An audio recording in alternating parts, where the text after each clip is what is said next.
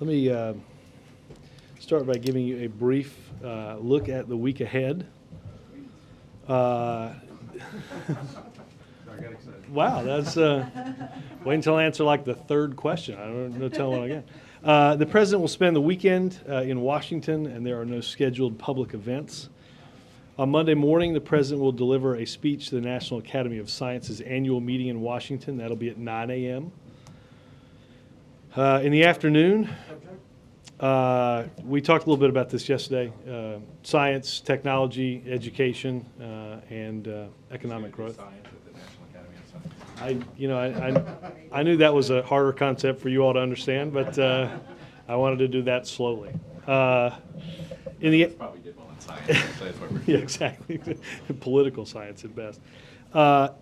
In the afternoon, he will welcome the University of Connecticut women's basketball team to the White House. That's at 2 p.m. And then in the evening at 5 p.m., he will attend a reception here at the White House with foreign finance and environmental ministers. Let's see. The only event I have right now for Tuesday is at 3:05 p.m. He will present the National Teacher of the Year Award. On Wednesday, as you know, the president will travel to Missouri for a town hall meeting. Likely departure time from the White House is about 8:15 a.m. And the event will be somewhere between 11 and 12, 11 a.m. to 12 p.m. local time in Missouri. He will return to D.C. obviously that day and hold a news conference in the East Room at 8 p.m. Thursday, the president will attend events in D.C., and I don't have any more on that. On Friday, the president will participate in the kickoff of the Wounded Warrior Project's Soldier Ride, which raises public awareness of the challenges facing veterans as they recover from life-altering injuries. That kickoff will be here at the White House. All right, now that you all are fully briefed on what lies ahead. Robert, is there going to be plenty of time, by the way, for people going on the trip to get back for the press conference? Yes, I will put on here to check on what time the charter is going to get back, so you guys can send an intern if you can't. So I'll get that on the. Was the president moved from the lockdown situation? President was briefly relocated out of an abundance of caution, as was the vice president. Was the first family I don't have any information beyond that. Obviously, the girls are at school, and I don't know about the first lady. Was it by briefly relocated, you mean to the PIOC? I'm not going to get into where exactly he was briefly relocated, but out of an abundance of caution, he was. Just to follow on that, were both of the leaders being briefed as this was happening, or was it just a movement? I don't know where they were exactly as it happened, but they were moved, as I said, out of an abundance of caution. But they it were was here in the White House, though. As you know, it was a very brief period of time. Secret Service says the president his life was never in danger, but you say out of an I think abundance. it's safe to assume none of us it was, since nothing happened here. Yes. But even so, is this the first type of incident for the president to be relocated for this president? I can check as to see if there were other occasions. It's the first I know of, but again, it was done out of an abundance of caution for a very brief period of time. Could you tell us how it happened, what was going on with the TikTok? No, seriously, anything No, presidential seriously, is news. I don't doubt that it is, and I'm happy to entertain questions. You know, April, what I know on this subject. Did they move the door too? Pardon me? All right, this is, it must be Friday here at the White House. All right, let's try to start this process again. Robert, on the issue of the release of photos, we're hearing photos being released of abuse of prisoners in Iraq and Afghanistan. Two questions. One, can you explain why those are going to be released? Sure. And secondly, well, let's start with that. Sure. The Second Circuit Court ruled in December of 2008 that the photos had to be released. The previous administration lost a court case on that. The Department of Justice decided, based on the ruling, that it was hopeless to appeal. A mandate ordering the release of those photos came Monday, and the administration, the Pentagon, and the court entered into an agreement to release those photos. So this is part of the very same case that OLC memos were derived from.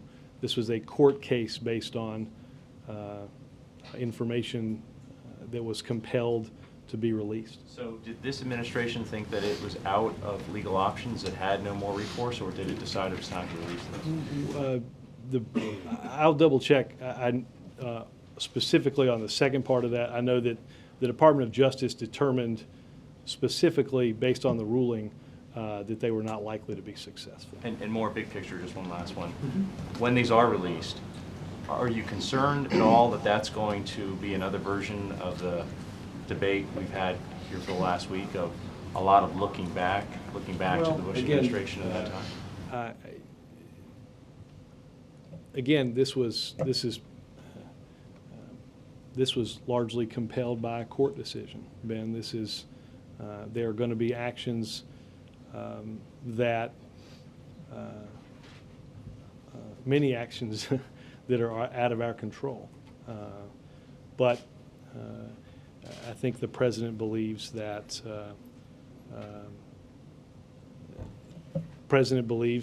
as I've said throughout this process, that it is important to look forward and not to look backward, and that's the posture that he'll continue to take. Yes, sir. Robert, two questions, one on banks and one on cars. First on banks, can you tell us how the administration plans to release the results of the stress tests? Will we get specific results for specific banks? What can we expect? I believe there will be, and I would point you to the Fed on this. Largely, this is a process run by the regulators. They developed the criteria for these tests, and but our strong inclination is to provide transparency.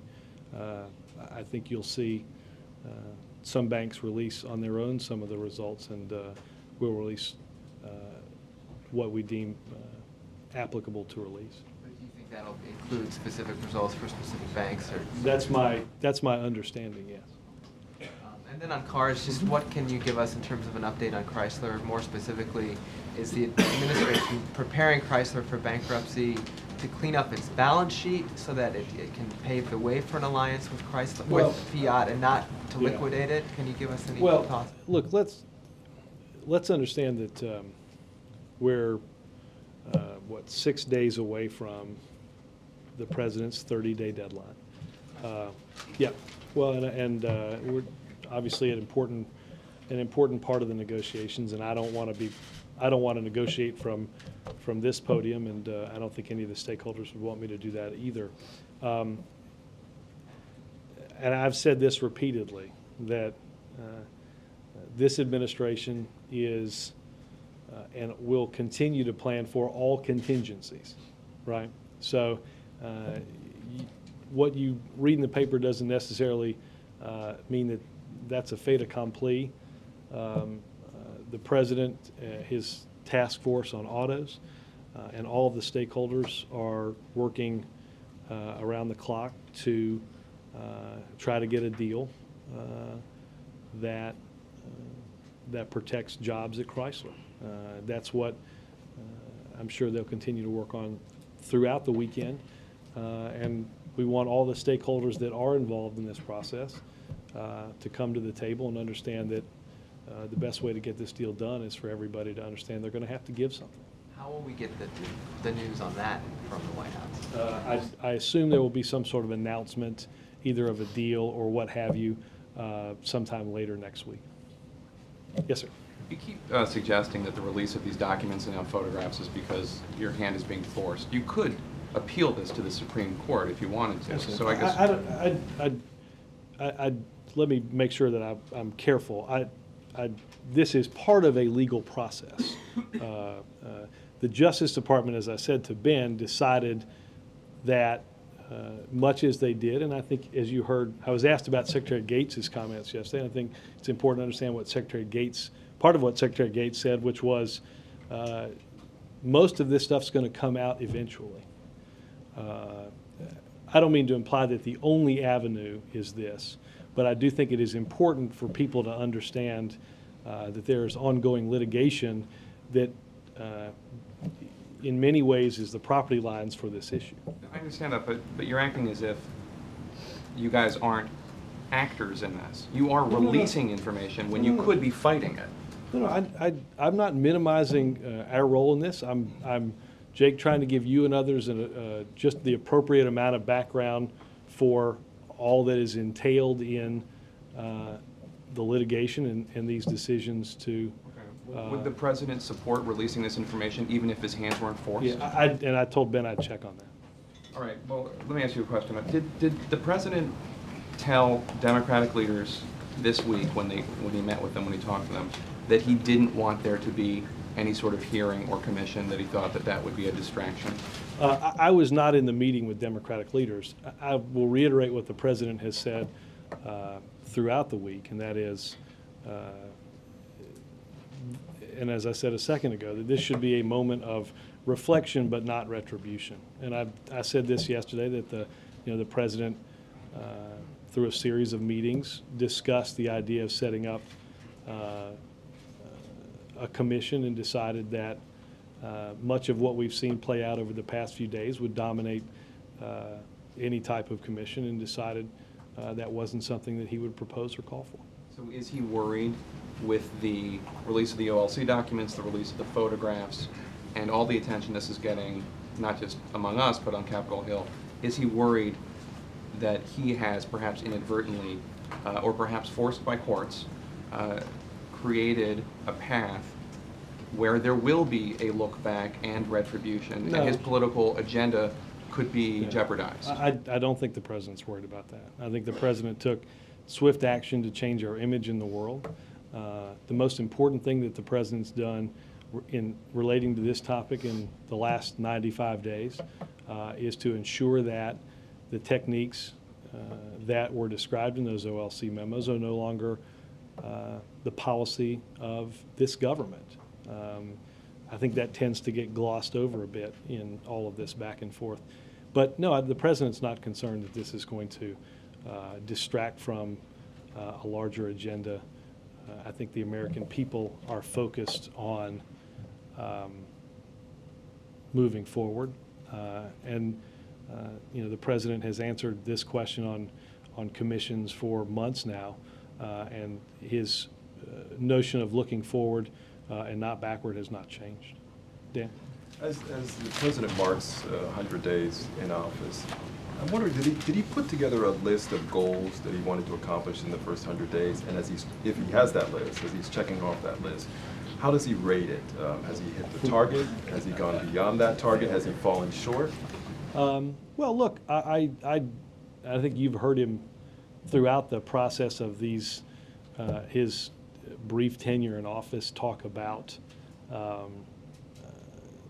some things that he wishes that had been done better. I said this yesterday to April's question, which was the president is pleased with his achievements thus far, understanding, though, that the American people are certainly not going to grade his administration or our efforts to help turn our economy around or make our people safe just by the actions of the first 95 days. He's pleased that we have passed, enacted, and signed into law a recovery and reinvestment plan. He's pleased that we have a timetable for the withdrawal of our forces from Iraq. He's pleased that we've made progress on covering more children through the Children's Health Insurance Program. He's pleased on developments, things such as an increase in stem cell research. But I don't think by any means you'll see this president rest on his laurels. I think in many ways the days ahead are equally important as any of the days in the first 100 in moving our country forward, in laying that foundation for long-term economic growth, in making progress on the pillar issues that he's talked about, whether it's reforming our healthcare system, ensuring our education system meets the demands of the 21st century, or all of our efforts to reduce our dependence on foreign oil. I think all of those things have been the focus of this president and will continue to be his focus moving ahead. And I know that for the first 100 days, certainly the first part of the 100 days, he talked a lot about coming to Washington to change the way that Washington worked. Mm-hmm. We haven't heard a lot about that lately. Has he Well, dropped? I don't think that's true. But he sort of started every speech, certainly when he was talking about when it came to the economy, or Democrats and Republicans working together, he wanted to change. He came here, he wanted to change the way Washington Well, I think works. there's many things And about Washington that he wanted to change the way Washington he's worked. met up against resistance from Republicans. He wasn't able to bring Republicans on board like he had hoped. So has he sort of backed off of that a bit? What can we see? Can we hear more of that message perhaps over the next 100 days? I think you'll hear that message each and every day out of this White House. I think the president met with the bipartisan congressional leadership yesterday to outline what he hoped could get done in the next work period of Congress. Democrats and Republicans. There were Democrats and Republicans at the White House here for a reception just last night. The president, as I've said, and others have continually, that this president will reach out to members of both parties, understanding we're not likely to get 100% of either party on anything, but we'll continue to reach out and ensure that we make progress. And I think it is also important to understand that bipartisanship, as I've talked about it as well, is not a one-way street. It has to be a two-way street. And the president is hopeful that as he reaches out, that Republicans will reach back as well. Helen? What's the president's position today on the Truth Commission? And doesn't he believe in history? Doesn't he believe you learn any lessons from history? Don't look back. I mean, what if we didn't look back to anything? What is this? Well, Helen, I'm not sure I would. Mantra left by the Bush administration. Never look back. They don't want to repeat. Well, let's not conflate the president's position on a commission with his understanding of Webster's definition of history. I think that might be, for somebody who enjoys history as much as he does, that might be a dangerous concept to enter into. Why does he say don't look back? Well, because, Helen, there are important things that face this country right now, each and every day. We have to get to. We don't doubt that we can learn from history, but there's an economic crisis. There's a crisis in unemployment. There's a financial stability crisis. There's a home foreclosure crisis. There are any number of things that the president enumerated just the other day that occupy. Asking him to focus on that. They're asking Congress to. Right. Well, but seemingly. Seemingly, the White House's briefing room time is taken up by what is the dominion of Congress. So the president believes that we need to look forward. Nobody should pay any price for the horror that we have gotten into that's disgraced us. The president, first and foremost, has done. I think it's important to understand, Helen, that first and foremost, and most importantly, changed the policy of this country, by which anybody that works for this government can act.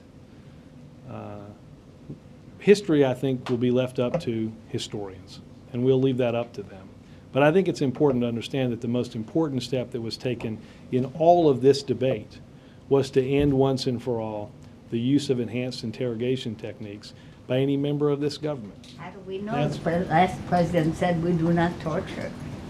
And Well, everything otherwise. I have never been hired to speak for the former president, but I can assure you that you all saw the president sit in the Oval Office and sign his name to an executive order that ensures it doesn't happen under his watch. Chip? Does the president stand by everything he said on the interrogation issue in the Oval Office on Tuesday? I know of no amendment to his remarks. So if all those words are still operative.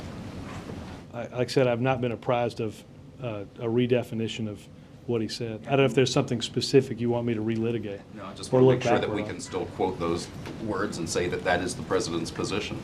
Well, if you figured out a good concept for me to revise and extend them, I'd be happy to take the video and, no, I'm kidding. I have no reason to believe the president's changed any of his views. Have you heard any suggestions, either directly or indirectly, from the president that he wishes he had phrased things differently, or perhaps not said it publicly on Tuesday? Because he did create a bit of a firestorm, whether he intended to or not, that overshadowed a lot of other issues, including his trip to Iowa to talk about renewable energy on Wednesday. Well, I'll leave aside what people focus on as part of their daily news gatherings. I think, without having spoken to him directly about that, I think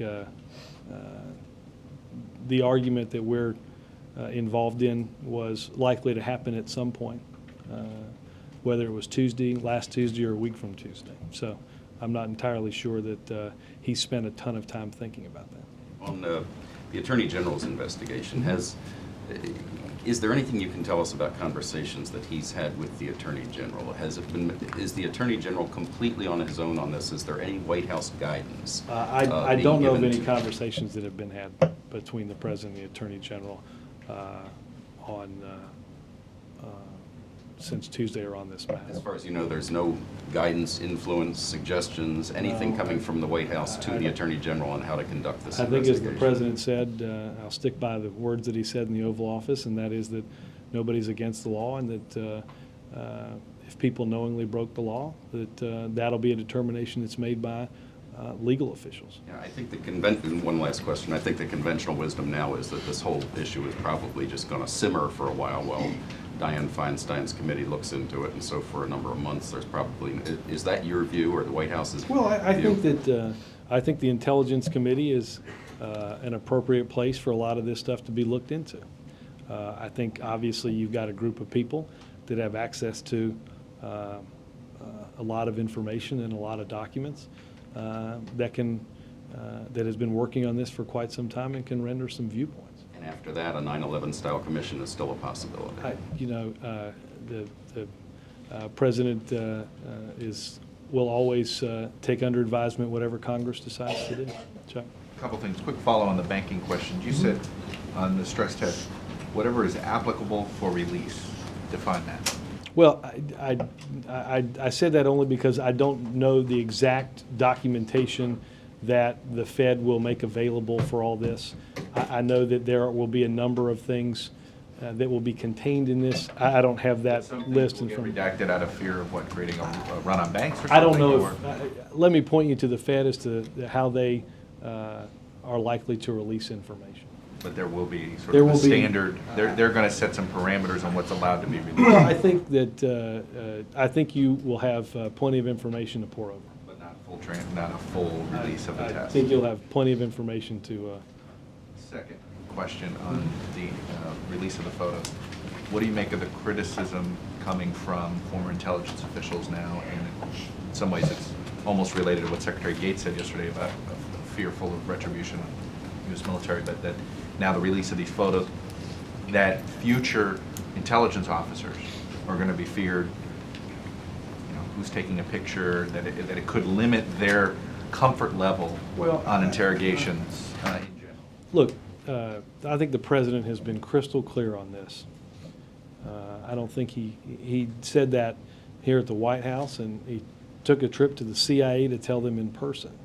The President strongly believes in the principle, and in the principle in this case, that officials that acted in accordance with and in good faith with the legal underpinnings that they've been provided, that they serve our country admirably, and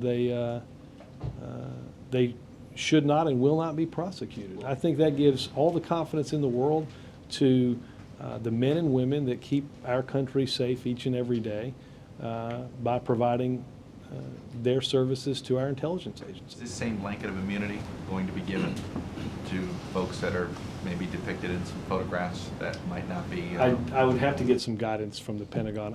To be honest with you, I have not seen any of these photographs. I don't know what might or might not be in them. And quickly, I understand you guys are being up to date on the swine flu outbreak. Can you describe, what does that mean that you're being Sure. updated about it, and who's the Yeah. point person at the White House about it? The president is being kept up to date on the news and has been briefed on this.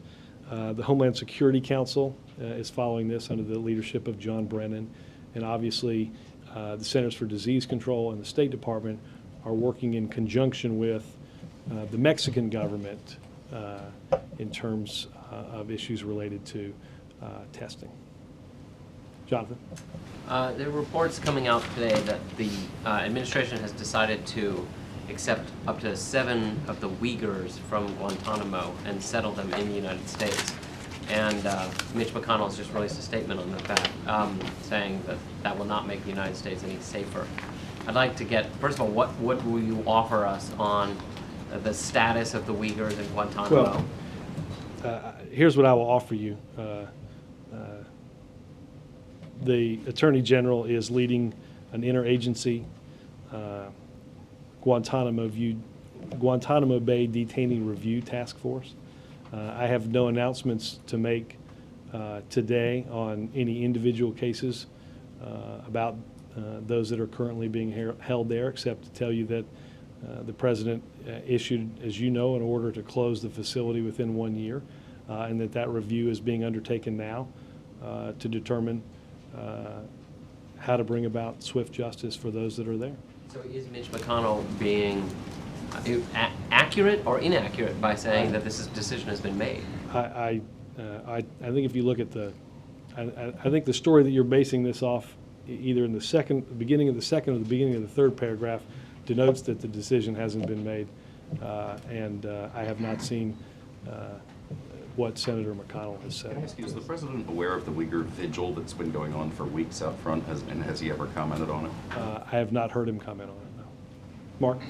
Robert, can you clarify, would the president prefer that Congress not go down the path of a commission, even though he's not willing to propose one himself? I think the president believes we should look forward, and I think the president strongly believes that the investigation that is ongoing in the Intelligence Committee is an appropriate place for anything to be looked at. Is that a yes? That is my answer to your thoughtful question. Okay. Yes, sir. Robert, back to the banks for a moment. Well, we'll get the details. The details are yet to come. The Fed did say today that some banks have been, the capital has been substantially reduced because of the recession. Is there any comfort that the public or investors can draw from that information so far? Well, I think the Fed, if they haven't already done so, is at some point today, and I would point you over to there, will put out a longer version of sort of how some of this stuff was conducted. So I would point you to the regulators on that, and I'm a little hesitant to speculate on initial data. I think you guys understand that the timeline for this, regulators will begin to share this with individual banks, but there's also a time period in which the banks and the regulators will work together about what has been found before any final numbers are decided on. This exercise is done to give the American people confidence about our financial system and to determine precisely what is needed in any further action, public or private, to stabilize that system to the degree to which people feel even more confidence. So I'm hesitant to speculate on what I see before we get final numbers and before they're ultimately released. The president and the economic team believed an assessment like this was important to determine what was needed going forward. Do you know whether you'll need to ask Congress for more bailout money? I think we'd have to get a look at the full final numbers. And then obviously, the preferred course, as we've talked about, is for banks that are in need of a capital cushion to meet the requirements based on a severe economic downturn, that capital be raised privately. And I think that's probably the preference of many banks. So I think your question is a bit far down bit well ahead of the final assessments, as well as, I think, giving these banks several months in which to seek that capital privately, which is their preference. For now, though, the door is still open for a possible request to Congress. Well, number was included in a budget in order to ensure that the budget document that we presented met our test for honesty. But there's no current request for more money to Congress. Yes, sir.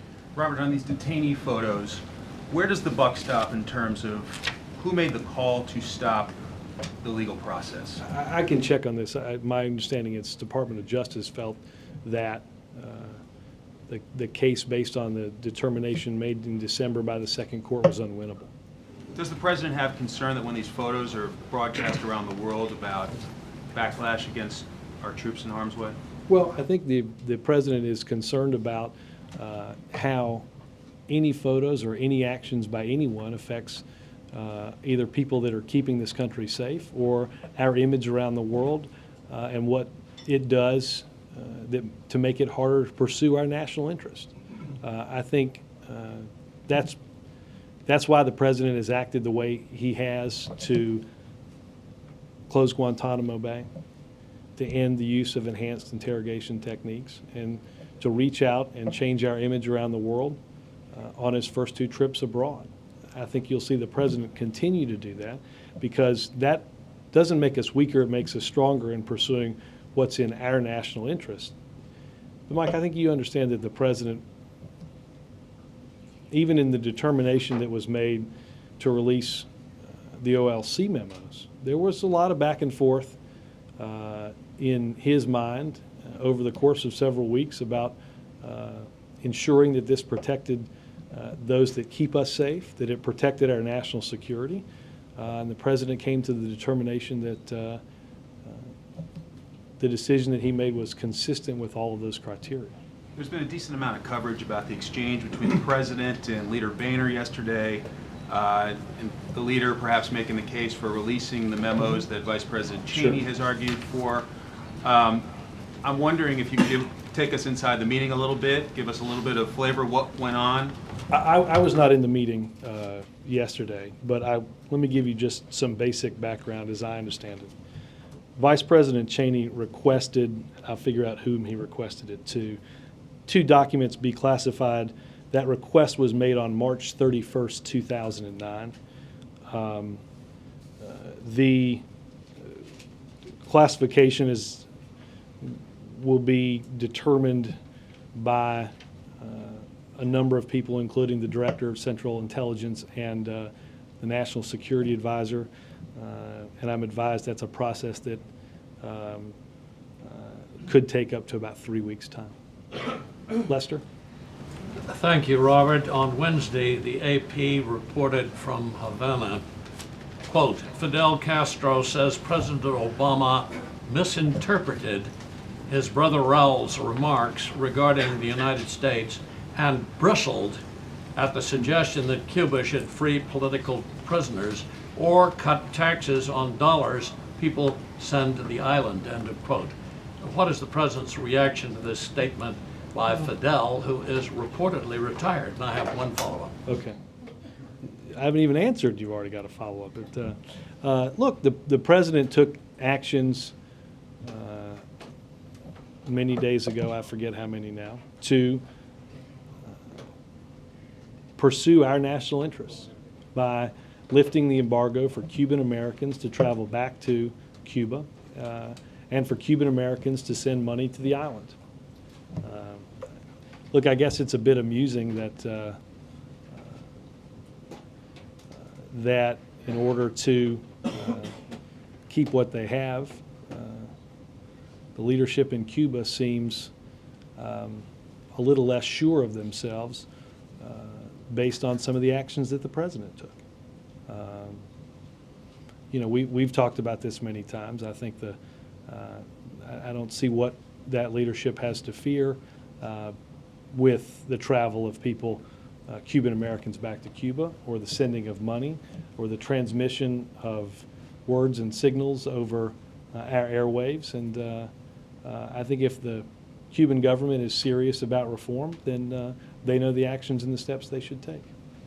In Connecticut, the Hartford Courant noted, quote, "Did New Haven, sensitive to the issue of racial diversity in employment, act illegally in 2003 when it invalidated a promotion examination because only white candidates received top scores?" And my question, does the president support these New Haven firemen, or does he oppose them? Well, I think that case is currently in front of the Supreme Court, and we'll let I just wondered where his support lies. well, his support lies in the 9 Supreme Court justices who will determine the answer to your question. Thank you very much. Yes, sir. Ann?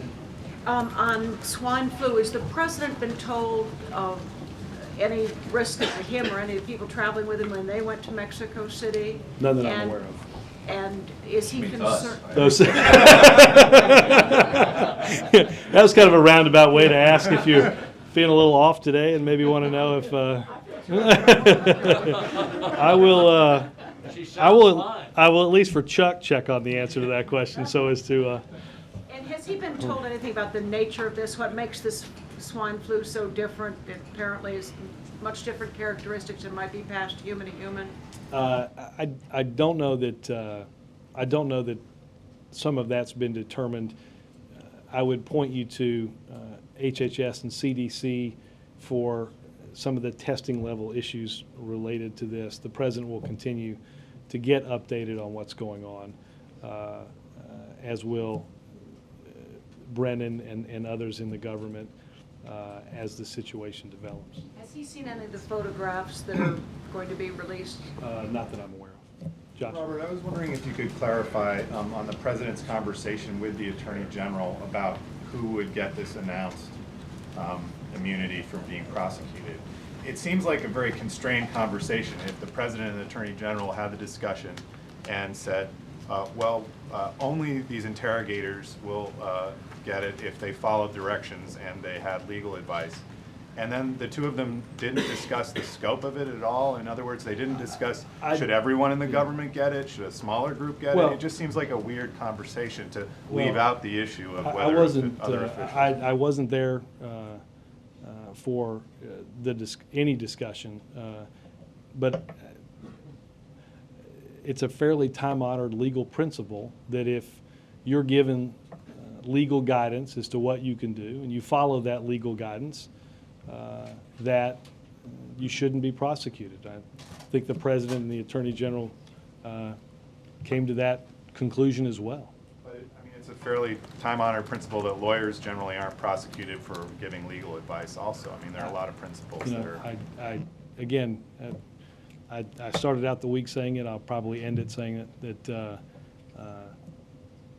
if people knowingly broke the law, no one's above it, and that determination will be made by lawyers. Robert, Peter?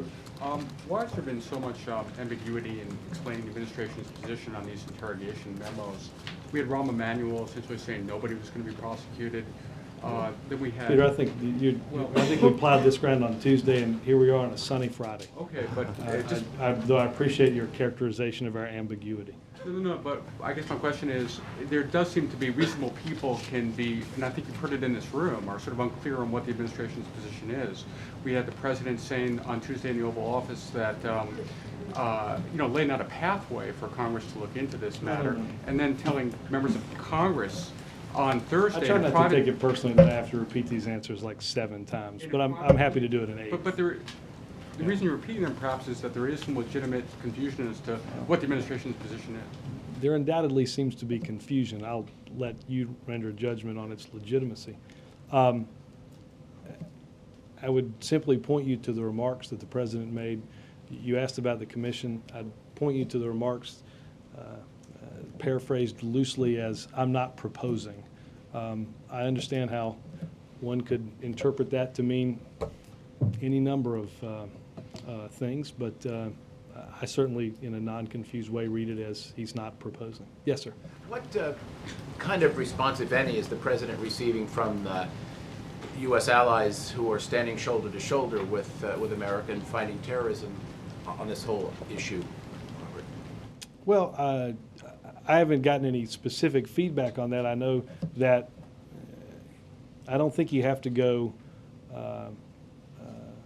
far overseas to understand and believe that many of our allies supported the administration's closing of Guantanamo and ruling out the use of enhanced interrogation techniques. President Sarkozy said as much in France at the very beginning of our trip. I think the same view is held by countries throughout the world, and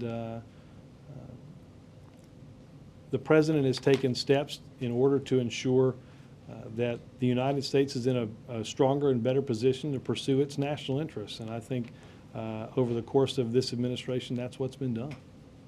Yes, sir.